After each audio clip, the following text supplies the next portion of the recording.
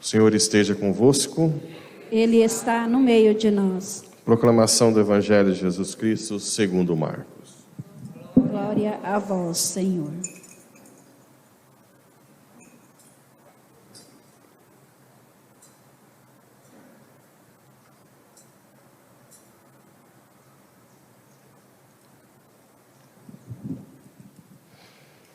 Naquele tempo, um leproso chegou perto de Jesus e de joelhos pediu: Se queres, tens o poder de curar-me. Jesus, cheio de compaixão, estendeu a mão, tocou nele e disse: Eu quero, fica curado. No mesmo instante a lepra desapareceu e ele ficou curado. Então Jesus o mandou logo embora, falando com firmeza: Não contes nada disso a ninguém. Vai, mostra-te ao sacerdote e oferece pela tua purificação o que Moisés ordenou, como prova para eles. Ele foi e começou a contar e a divulgar muito fato. Por isso Jesus não podia mais entrar publicamente numa cidade. Ficava fora, em lugares desertos, e de toda parte vinham procurá-lo. Palavra da salvação. Glória a vós, Senhor.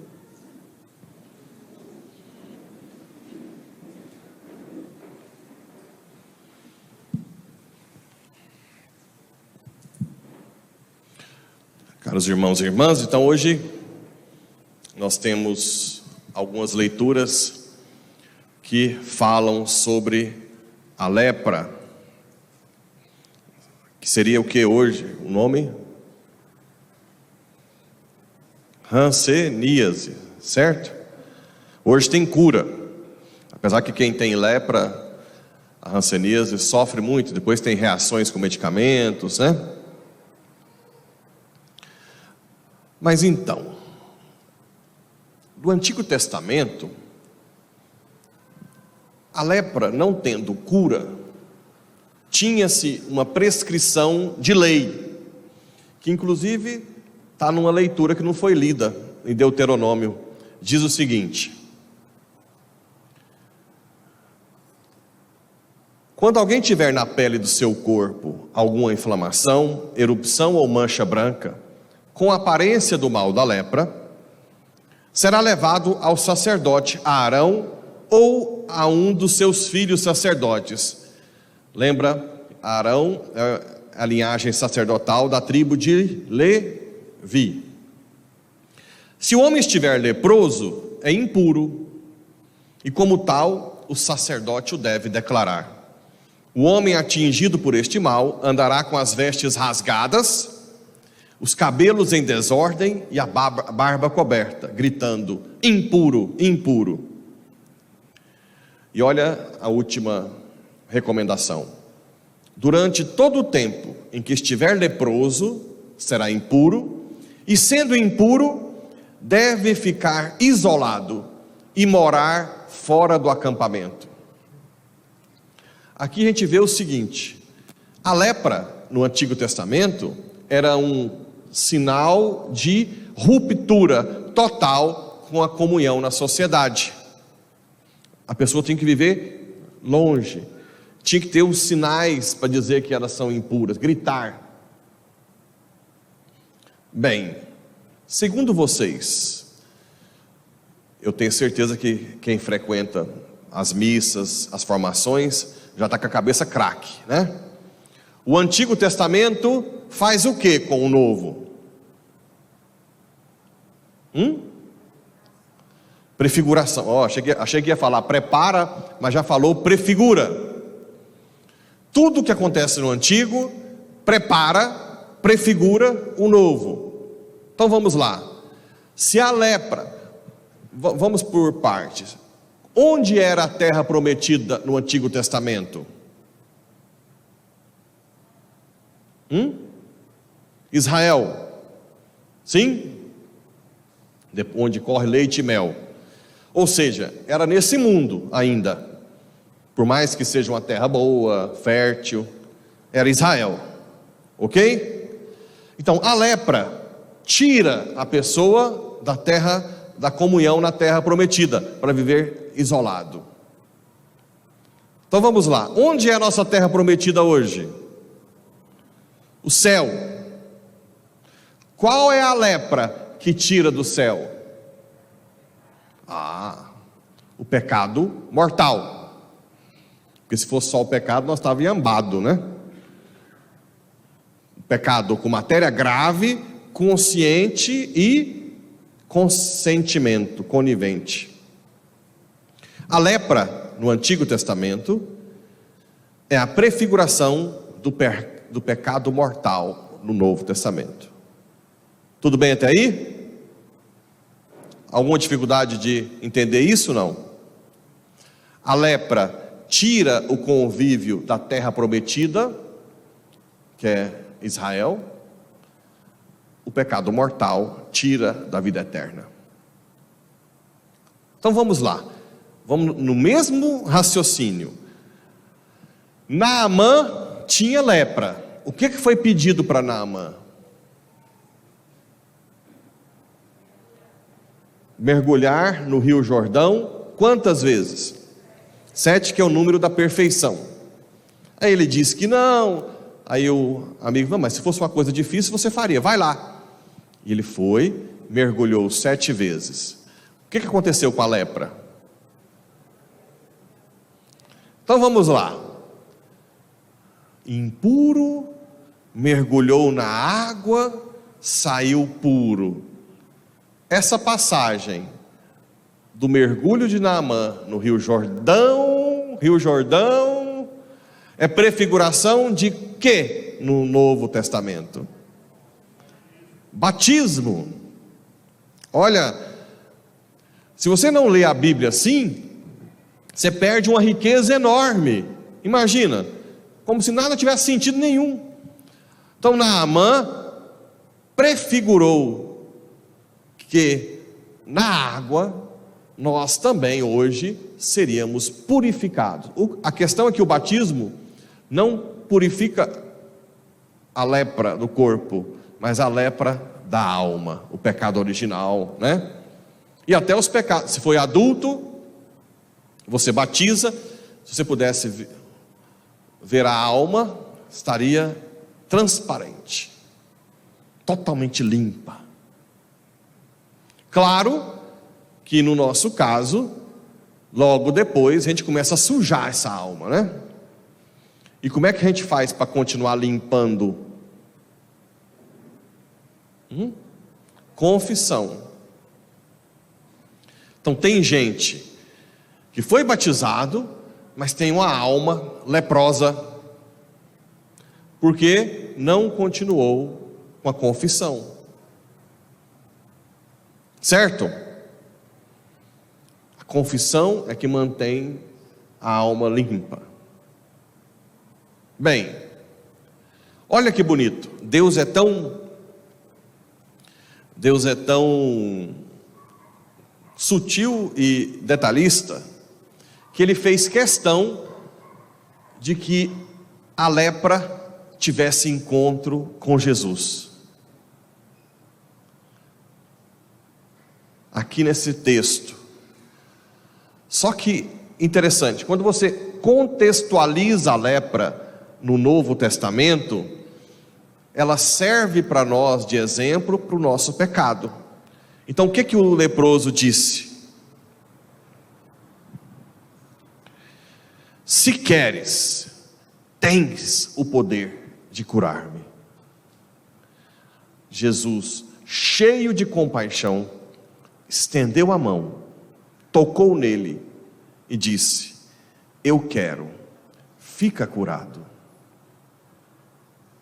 Aqui é a chave da nossa vida cristã. Não tem como, isso eu falo, não tem como a gente fugir da nossa miséria, não tem como a gente ser mais imaculado, não tem como a gente inevitavelmente sujar nossa alma, mas tem como você decidir não limpar a sua alma, ou vir até aqui e dizer: Jesus, se queres, podes curar-me, limpar-me. E a resposta já está no Evangelho: ele sempre vai dizer: eu quero, seja curado. Essa é a resposta.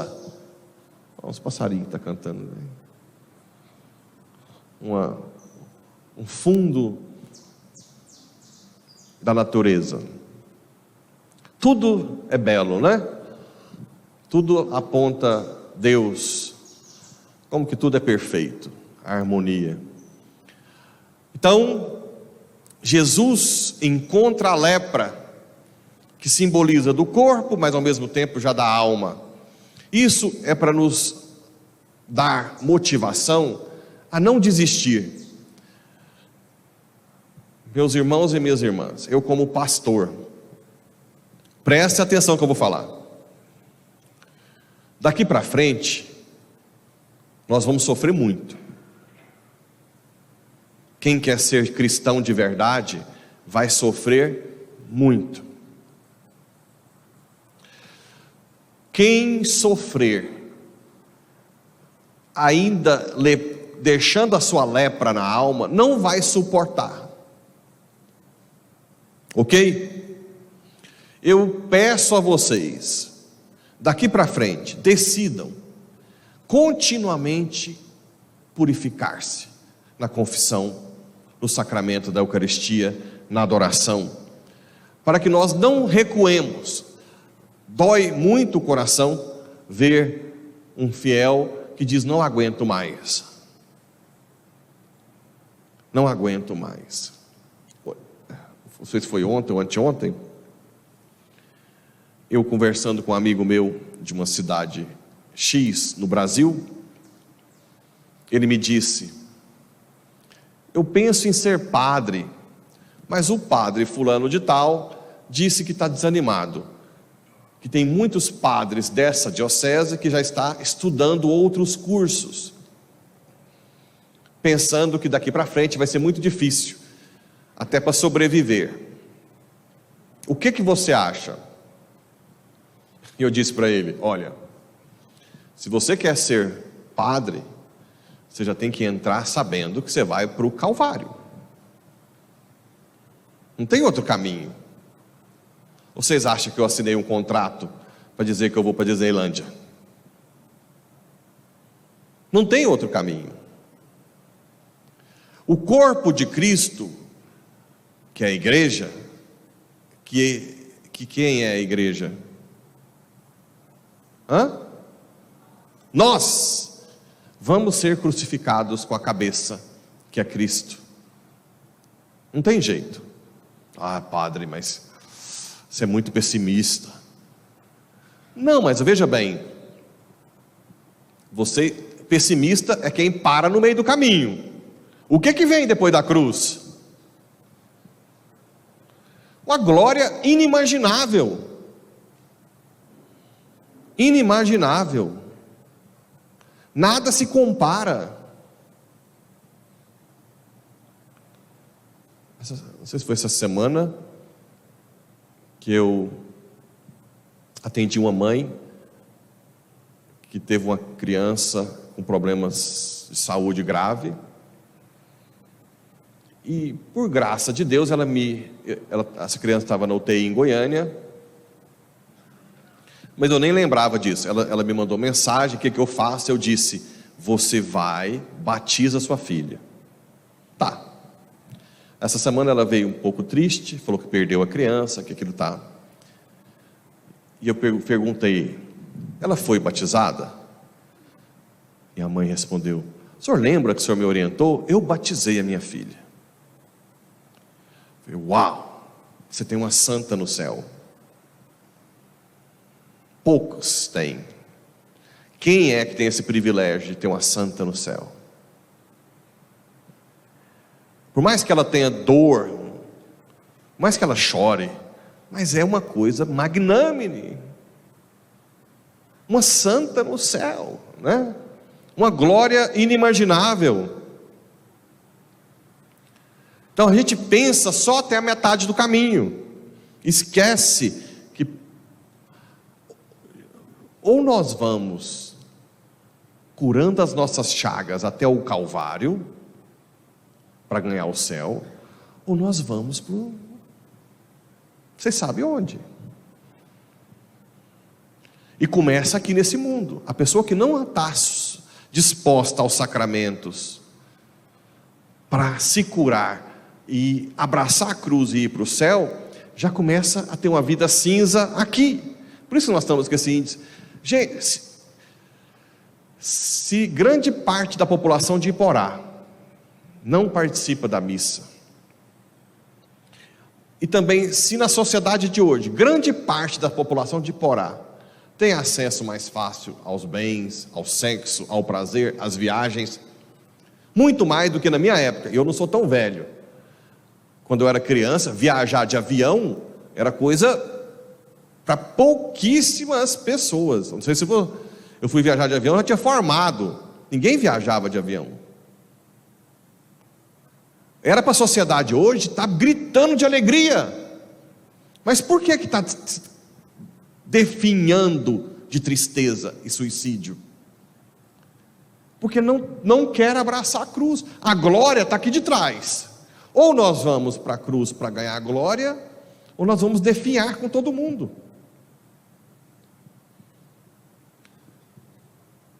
Hoje é um estímulo para nós. Sempre vamos pedir: Senhor, se tu queres. Quantas e quantas vezes o padre tem todas as fraquezas de vocês, misérias. Eu já confessei publicamente que eu era filho de papaizinho, sim.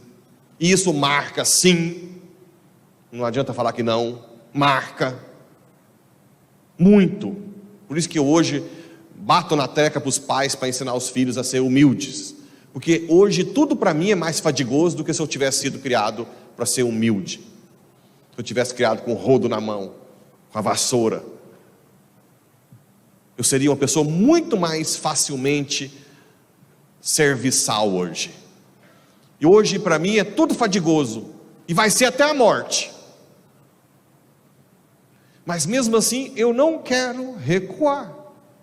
Eu não quero, eu prefiro a morte do que recuar no Gólgota. É difícil? É. Assusta. Toda vez que você chega perto, você vai vendo ali a cruz, né, que te espera. Mas ao mesmo tempo está cheio de anjos, os santos dizendo: vamos. Eu confesso quase toda semana, 10 em 10 dias, porque padre, tudo é mais grave, né? Gosto de confessar, adoro, peço para Deus, e Ele vai me levando. Estou indo aos trancos e barrancos, mas estou. O que eu não quero é recuar. Eu sempre contei aqui aquela história de São Francisco com o leproso, lembra? Que ele odiava leproso, porque a lepra também na Idade Média não tinha cura. E ele queria ser um soldado famoso, então a lepra seria um sinal de derrota. Só que é engraçado, eu sempre contei a história e faltou uma parte que eu li essa semana. Lembra que eu falei que ele queria fugir e Deus falou: vai, Francisco. Lembra disso? E ele foi se aproximando cada vez mais com repugnância. Eu quero ir embora. Não, Francisco, aproxima do leproso. Ele a cavalo. Aí quando chegou perto ele disse: desce, Francisco. Desce, Francisco. Não, Senhor. Sempre repugnante. Isso é interessante, gente, para a nossa vida espiritual. Francisco não sentiu prazer. Ele conta nos livros, ele conta isso. Quanto mais ele chegava perto do leproso, mais repugnância ele sentia. Conosco vai ser assim. Quanto mais a gente chegar perto da cruz, mais medo, repugnância a gente vai ter. Mas ele não parou. A gente não pode parar. Aí ele desceu, sentiu mais repugnância. Aí Deus falou o que para ele? Abraça, Francisco. Não, Senhor. Abraça, Francisco. Quando ele abraçou o leproso, traduzindo para hoje, quando nós abraçarmos a cruz, o que Jesus, São Francisco disse? Fez? Beijou e disse: como que aquilo que para mim é amargo com a tua graça se torna doce e agradável. Até aí eu sempre contei, mas depois eu fui ler que ele chegou nos irmãos depois e disse: acabaram de curar a minha lepra do egoísmo. Olha que bonito. Acabei de ser curado da minha lepra do egoísmo. Ele, naquele abraço, foi curado e se sentiu livre. O fato é que quando você aprende a abraçar a cruz, mesmo nas lutas, você se torna livre. Nada te ataca, nada, porque você já está, se alguém te xinga, humilha, você já está na cruz. Não vai mudar tanto. Enquanto o outro orgulhoso fica um mês sem dormir de raiva de você, e não pode nem te ver nunca mais em lugar nenhum. Olha a diferença. O humilde que abraça a cruz é imbatível. E aí sim, abraçando a cruz de cada dia, nós vamos poder fazer como São Paulo. Fazei como eu, até está aqui escrito aqui, fazei como eu, que procuro agradar a todos em tudo, não buscando o que é vantajoso para mim mesmo, mas o que é vantajoso para todos, a fim de que sejam salvos. Cada vez mais, a gente tem que aprender a renunciar aos nossos gostinhos pelo próximo. Quando nós conseguimos fazer isso no máximo, duas coisas acontecem. O próximo se converte, porque vê uma pessoa que realmente ama, e você se torna livre, verdadeiramente livre. O sonho de qualquer ser humano hoje que vive na escravidão dos seus desejos, dos seus gostinhos, do seu querer, dos seus sonhos, que no final das contas só tira a paz. Você não, você vai antecipar, abraçando a cruz, querendo ou não, você vai tocar por trás a glória que Jesus já vive junto com Maria no céu hoje. Assim seja.